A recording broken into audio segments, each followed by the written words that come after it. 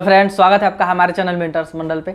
आज की इस वीडियो में मैं आपको पढ़ाने वाला हूं पीरियोडिक टेबल का पार्ट 2, जिसमें हम पढ़ेंगे मेंडलीव का आवर्त सारणी। देखिए, इसके पहले भी मैंने आपको बताया था कि मैंने शुरुआत ही किया था यूट्यूब पे पढ़ाना पीरियोडिक टेबल के साथ। वहाँ हमने बहुत ही कंप्लीट, बहुत ही डेप्थ, मतलब क्यों, हर एक क्यों का जवाब के साथ पढ़ाए हैं। प्लेलिस्ट बना हुआ है, अगर आप पूरा डेप्थ पढ़ना चाहते हैं पीरियोडिक टेबल तो वो जाकर देख लीजिए, प्लेलिस्ट बना हुआ है। 13-14 वीडियोज है एकदम हर एक क्यों का। ये जो पढ़ा रहे हैं सब कुछ पढ़ाएंगे, इससे भी आप हर एक सवाल को कीजिएगा, लेकिन ये यहाँ हर एक क्यों का जवाब आपको नहीं मिलेगा, हम पहले ही बता चुके हैं। और इस वीडियो बहुत ही शॉर्ट बना रहे हैं, जिसकी वजह से क्या करना पड़ता है, हमको पहले ही लिख देते हैं कि क्या हो, टाइम कम बचे और ज़्यादा कंटेंट आपके पास डिलीवर हो सके। बहुत सारे टॉपिक का प्लेलिस्ट बना हुआ है, आप एक बार चेक कीजिए। आज हम बता रहे हैं आपको मेंडलीव का आवर्त सारणी। देखिए, आपको बता दिए ना, हर एक क्यों का जवाब पहले हम पढ़ा चुके हैं इस चीज़ को, वहाँ देख लीजिएगा। हम बस सुपरफिशियल एकदम। तो मेंडलीव का आवर्त सारणी, मेंडलीव ने ये कहा था कि जो एलिमेंट होते हैं उनका फिजिकल और केमिकल प्रॉपर्टीज जो होता है ना, वो पीरियोडिक फंक्शन होता है उनके एटॉमिक मास का। तो कितना बार ये कथन ही पूछता है आपसे कि मेंडलीव का आवर्त सारणी क्या होता है, तो हमने लिख दिया कि तत्वों का रासायनिक तथा भौतिक गुण उनके परमाणु द्रव्यमान के आवर्त फलन होते हैं। इसका क्या मतलब है? देखिए, इसका मतलब ये हुआ ना, पीरियोडिक फंक्शन कहने का मतलब, आवर्त फलन कहने का मतलब ये हुआ कि देखिए, आप एटम का मास बढ़ाइएगा ना तो क्या होगा, उसका जो फिजिकल और केमिकल प्रॉपर्टीज है वो चेंज होते होते जाएगा। यानी आप एटम का मास लगातार बढ़ा रहे हैं, फिजिकल और केमिकल प्रॉपर्टीज भी क्या हो रहा है, बदल रहा है, लेकिन कुछ देर बाद क्या होगा, फिर से फिजिकल और केमिकल प्रॉपर्टीज क्या होने लगेगा, सेम होने लगेगा। यानी पीछे जैसा था ना उसी के जैसा सेम होने लगेगा, लेकिन आप एटम का मास बढ़ा ही रहे होंगे। फिर क्या होगा, आप एटम का मास बढ़ाते रहेगा, फिर आके पीछे जैसा क्या होने लगेगा, सेम होने लगेगा। इसी को बोलते हैं पीरियोडिक फंक्शन। हम वहाँ डिटेल बताया। तो एक स्टेटमेंट ये आपको याद रखना है। ये भी पूछता है कि मेंडलीव का आवर्त सारणी का आधार क्या था, तो बताइए क्या है भाई, परमाणु द्रव्यमान था। आपसे अगर एक सिंपल सा क्वेश्चन पूछे तो आपको याद रखना है इनका आधार क्या था, परमाणु द्रव्यमान था। और यही आधार का वजह है कि सब क्या हुआ, इनका भी परमाणु जो ये दिए थे ये सब क्या हो गया, गलत हो गया, क्योंकि ये होता नहीं। आगे हम बताएंगे।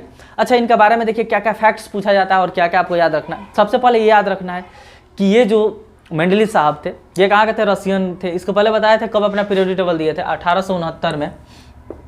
कब? 1869 में दिए थे, ठीक। रूस के साइंटिस्ट थे। इन्होंने ये सब मतलब फिजिकल और प्रॉपर्टीज पता, केमिकल प्रॉपर्टीज पता करने के लिए ये दो एलिमेंट का यूज़ किए थे। उस दो एलिमेंट का नाम है, एक है आपका हाइड्रोजन और एक है ऑक्सीजन। तो ये भी पूछता है कि किस दो एलिमेंट पे इन्होंने अपना बहुत सारा प्रयोग किया था, रिएक्शन करा देखे थे, तो हाइड्रोजन और ऑक्सीजन। रीज़न है कि ये सारे बहुत सारे तत्व से क्या करते हैं, इजिली रिएक्शन कर लेते हैं। इसके बाद और एक क्वेश्चन पूछ दिया था, क्योंकि ये सब एनसीईआरटी के लाइन है, कि इन्होंने मतलब फिजिकल और केमिकल प्रॉपर्टीज किस तरह लिखा था। तो ताश का पत्ता होता है ना, कार्ड, उस पर लिख के क्या किए थे, फिजिकल और केमिकल प्रॉपर्टीज का स्टडीज किए थे। तो ये भी आपको याद रखना। फिर आपको याद रखना है 1872 में इनका जो पीरियोडिक टेबल है ये प्रकाशित हुआ था। सबसे इंपॉर्टेंट बात कि आपसे पूछे कि सबसे पहले आवर्त सारणी कौन बनाया था, तो सबसे पहले आवर्त सारणी बनाने का श्रेय जाता है मेंडलीव साहब को। देखिए, इसके पहले जो भी साइंटिस्ट आए थे ना, चाहे वो न्यूलैंड हो, चाहे आपके, अरे भाई एक मिनट, चाहे वो न्यूलैंड हो, चाहे आपके डॉबरनेर हो, किन्हीं मतलब कोई पीरियोडिक टेबल नहीं बनाया था। कोई पीरियोडिक टेबल, बकोर दिया उल्टी कर दिया है मेरा मार्कर, एक मिनट, ज़्यादा इसको पिला दिए हैं इंक। देखिए, किसी ने पीरियोडिक टेबल नहीं बनाया था, बस इसी तरह तत्व को क्या किए थे, सजा दिए थे। लेकिन सबसे पहले तत्वों को सजाया कौन, तो मेंडलीव साहब। ये आपको ध्यान रखना। ये भी ध्यान रखना है कि जब ये अपना पीरियोडिक टेबल बना के दिए थे तो उस समय बस 8 वर्ग था। वर्ग क्या होता है, तो जो सीधे होता है ना वर्टिकल, उसको हम क्या कहते हैं, वर्ग कहते हैं। और जिस तरह होता है उसको आवर्त कहते हैं।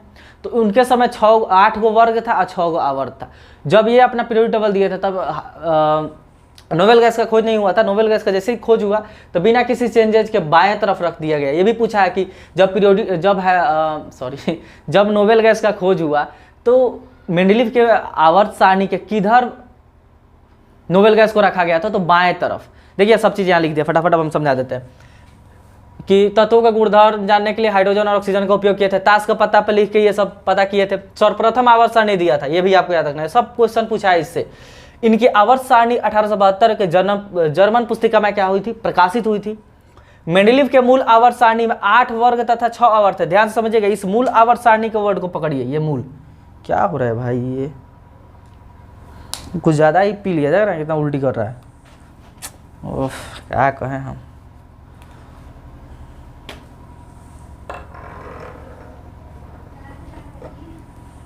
इसी से लिख रहा है, हाथ गंदा कर दिया, खून। देखिए मूल आवर्त सारणी पूछे नहीं, जब सबसे पहले बनाए थे तो उस समय कितने 8 वर्ग थे और 6 आवर्त थे। लेकिन आपसे पूछे कि वर्तमान में, मेंडलीव के वर्तमान में आवर्त सारणी में कितने वर्ग और कितने आवर्त है, तो आपको याद रखना है कि अभी 9 गो वर्ग है और 6 गो क्या है, आवर्त है।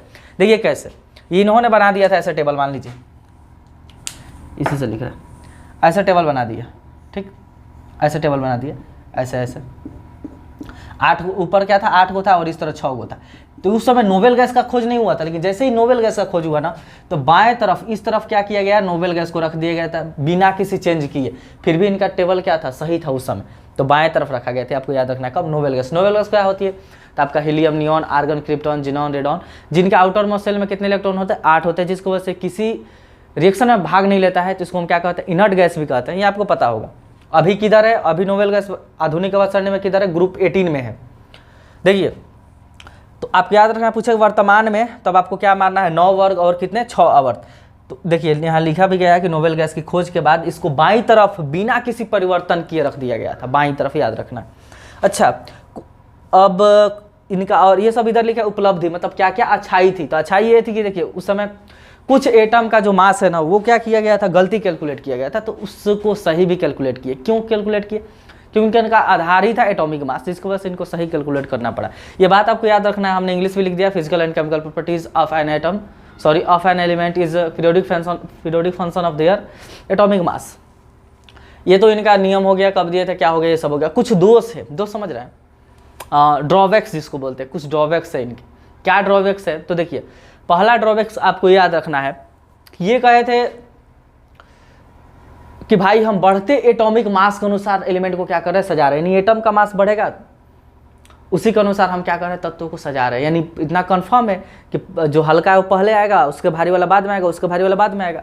लेकिन गलती ये कर दिए थे, कुछ हल्के तत्वों को ना बाद में रख दिए थे और भारी तत्वों को पहले रख दिए थे, जिसमें आपको कुछ भारी तत्वों को पहले तथा हल्के को बाद में रख दिए थे। इसमें से आपको नाम भी याद रखना है एक का, और नाम किसका याद रखना है, कोबाल्ट और निकेल का। देखिए कोबाल्ट और निकेल का, देखिए क्या कोबाल्ट का होता है आपका 58.9 U, इसका होता है 58.7।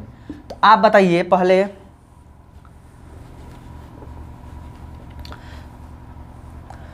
पहले क्या होना चाहिए, निकेल का वजन कम है, इसका ज़्यादा है, तो पहले निकेल होना चाहिए, फिर कोबाल्ट होना चाहिए। लेकिन इन्होंने पहले कोबाल्ट को रख दिया था, फिर निकेल को रख दिया था। ये रखना सही है, अभी के हिसाब से सही है, लेकिन उस समय इनके रूल के अनुसार तो गलत है। तो अपने ही रूल का क्या कर रहे थे, अवहेलना कर रहे थे, क्योंकि ये बढ़ते एटॉमिक मास के अनुसार नहीं है। तो ये इनका क्या था, ड्रॉबैक था। एक और बात, समस्थानिकों के लिए जो आइसोटॉप्स होते हैं, आइसोटॉप्स क्या होते हैं, जिनका एटॉमिक नंबर सेम होता है लेकिन एटॉमिक मास क्या होता है, डिफरेंट होता है। तो बताइए एटॉमिक मास डिफरेंट है, तो अलग अलग एटॉम आइसोटॉप्स के लिए अलग अलग जगह देना चाहिए।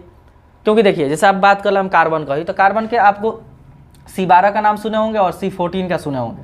कितना उल्टी कर रहा है भाई कार्बन 12 का और कार्बन 14 का सुने होंगे, ठीक। देखिए कार्बन 12 का मतलब हुआ कि कार्बन का ऐसा एटम होता है जिनका 12 U मास होता है और कुछ ऐसे हैं जिनका 14 U होता है। तो बताइए ये अलग अलग मास है ना, इनको तो अलग अलग जगह देना चाहिए था, लेकिन समस्थानिक के लिए जगह नहीं दिए थे, जिसकी वजह से क्या है, उन्हीं के रूल का क्या हो रहा था, ये अवहेलना हो रहा था। तो ये भी इनका क्या था, ड्रॉबैक था, क्योंकि ये मास अलग अलग हुआ। तो आप बढ़ते एटॉमिक मास के अनुसार सजा रहे हैं, इसको आगे पीछे सजाइए, लेकिन ऐसा नहीं किए थे वो। फिर आपको याद रखना है हाइड्रोजन का स्थान फिक्स नहीं था।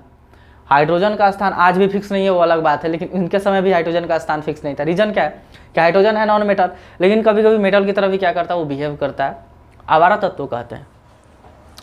एक और देखिए ड्रॉबैक क्या था, हेलोजन के वर्ग में मैग्नीज को रख दिया था। हेलोजन क्या होता है, तो आपको पता होगा कि फ्लोरीन, क्लोरीन, ब्रोमीन, आयोडीन, स्टेटाइन, ये जितने हैं ना, ये क्या बनाते हैं। अच्छा हेलोजन नाम क्या है, क्योंकि ये सॉल्ट बनाते हैं, तो इनके लिए कोई फिक्स्ड स्थान नहीं था।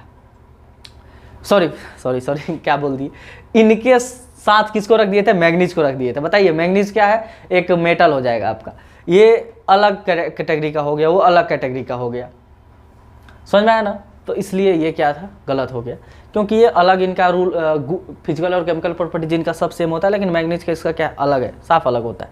एक और गलती, lithium, sodium, potassium, rubidium, caesium के साथ इन्होंने Ag और Cu यानी आपका चांदी और कॉपर को रख दिए। तो अब बताइए ये जो आपका लिथियम, सोडियम, पोटेशियम और रूबिडियम और सीजियम है, ये क्या है? ये बहुत ही अच्छे मेटल है, ये बहुत तेज़ी से क्या करते हैं? इलेक्ट्रॉन डोनेट करता है और बहुत ही अच्छे रिएक्टिव है। लेकिन ये बताइए Ag और Cu ये अच्छे रिएक्टिव नहीं है, ये जल्दी किसी से, ये Ag तो रिएक्शन ही नहीं करता है नॉर्मल टेम्परेचर ये सब पे, बहुत हाई मतलब सर्कमस्टांस में रिएक्शन नहीं करता है।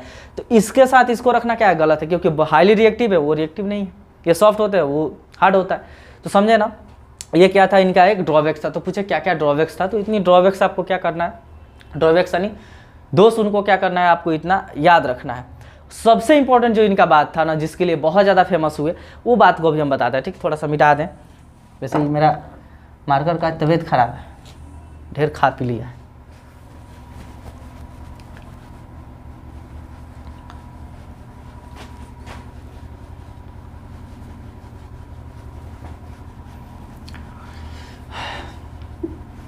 बाद में आप इसका स्क्रीनशॉट भी ले लीजिएगा। और डिटेल पढ़ना है तो आप देख सकते हैं वीडियोस पहले वाले जो हैं। देखिए दोस्त, हम बताते हैं ड्रॉबैक्स, गल्ला सॉरी ड्रॉबैक्स नहीं, सबसे बड़ी उपलब्धि, सबसे बड़ी उपलब्धि देखिए क्या इन्होंने ना, जैसे आपको क्या बताए थे कि न्यूलैंड साहब क्या थे, उन्होंने बाबा बन गए थे, नहीं कहे थे इसके बाद यानी 56 के 56 एलिमेंट के बाद और कोई एलिमेंट डिस्कवर ही नहीं होंगे। लेकिन ये ऐसे नहीं थे, इन्होंने कहा कि भविष्य में आगे और एलिमेंट डिस्कवर होंगे, इसके लिए पहले से ही इन्होंने जगह छोड़ दी। इनको पता चल गया था, देखिए कुछ जगह छोड़ दिए थे कि यहाँ एक आगे चल के ना ऐसा एलिमेंट डिस्कवर हो जाएगा, इसको यहाँ रख दीजिएगा। सोचिए कितने ज़्यादा ये तेज़ थे। अच्छा, ये क्यों छोड़े थे? इसको हम जो बताए थे ना कि पहले पढ़ाए हैं, उसमें हम बताए हैं कि क्यों जगह छोड़े थे, यहाँ नहीं बताएंगे, आप खुद समझ सकते हैं क्यों। देखिए क्यों छोड़ दिए थे, क्योंकि एक का मास मान लीजिए 60 है और उसके बाद आपको एक एटम मिला है जिसका मास 90 है, तो आपको तो कहीं ना कहीं मन में खलेगा कि भाई कोई ना कोई एटम जरूर आएगा जो इसके बीच, इतना तो गैप नहीं रह सकता, इसीलिए छोड़ दिए थे। तो जिनको आप कहा जाता है कि पहले ही भविष्यवाणी कर लिए थे, 3 तत्वों के लिए खाली जगह छोड़े थे, उन खाली जगह का नाम देखिए क्या है। एक मिनट,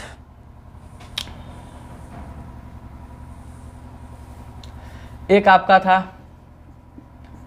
एक्का बोरॉन, दूसरा था, इंग्लिश में लिख दें क्या? अरे भाई कितना उल्टी करेगा।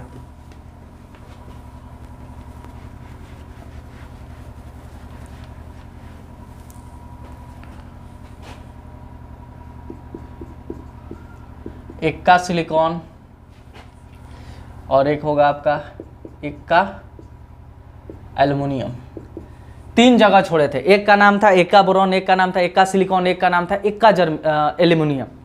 एक्का बोरॉन क्या था? बोरॉन के नीचे एक जगह छोड़े थे जिसका नाम कह दिए एक्का बोरॉन, यानी बोरॉन के नीचे, और कहे थे आगे चल के ऐसा एलिमेंट है कोई खोजा जाएगा जिसका मास इसके जस्ट आगे हो, तो आप यहाँ रख दीजिएगा और उसका फिजिकल और केमिकल प्रॉपर्टीज इसके सेम होगा। एकदम वही हुआ, जो जगह छोड़े थे ना वैसा बाद में एलिमेंट डिस्कवर हुआ, उसको वहाँ रखा गया, तो उसका फिजिकल और केमिकल प्रॉपर्टीज इसके जस्ट क्या हो रहा था? मैच कर रहा था। तो आपको पूछता है कि एक्का बोरॉन के जगह किसका खोज हुआ आगे चल के, तो इसका हुआ आपका स्कैंडियम का। किसका? स्कैंडियम का। एक्का सिलिकॉन का जगह किसका खोज हुआ? तो इसको आप याद रखना जर्मेनियम का। और एक्का एल्युमिनियम की जगह किसका खोज हुआ? तो इसका हुआ गैलियम का। आपको लिख देते हैं स्कैंडियम, स्कैंडियम, जर्मेनियम, और यहाँ आपको याद रखना है गैलियम। तो ये 3 एलिमेंट का याद रखना है। पूछता है कि जो भविष्यवाणी किए थे तत्वों का, तो एक्का एल्युमिनियम की जगह कौन आया था? गैलियम आया था। एक्का सिलिकॉन की जगह जर्मेनियम और एक्का बोरॉन की जगह स्कैंडियम आया था। ठीक, इतनी बातें आपको क्या करना है, इनके बारे में ध्यान रखना है। देखिए इतना चीज़ ही इनसे पूछता है। नेक्स्ट हम पढ़ेंगे मॉडर्न पीरियोडिक टेबल। आपको वीडियो अगर इन्फॉर्मेटिव लग रहा है तो लाइक और शेयर कीजिए, नया है तो चैनल को सब्सक्राइब जरूर कीजिएगा। स्क्रीनशॉट ले सकते हैं।